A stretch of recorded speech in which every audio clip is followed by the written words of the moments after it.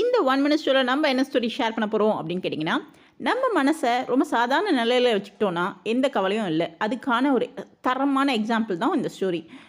ஒரு நடுத்தர வயதுள்ள ஒரு இளைஞன் வந்து பெரியவர்கிட்ட, வயதான ஒரு மூத்தவர்கிட்ட போயிட்டு கேட்குறான்னா, எனக்கு ரொம்ப கஷ்டமாக இருக்குது சாமி, என்னை எல்லாரும் கஷ்டப்படுத்துகிறாங்க, ரொம்ப துன்பமாக இருக்குது, எனக்கு வந்து வாழவே பிடிக்கல அப்படின்னு சொல்கிறானா. அதுக்கு ஒரு குட்டி ஒரு ஸ்டோரி சொல்கிறாராம்.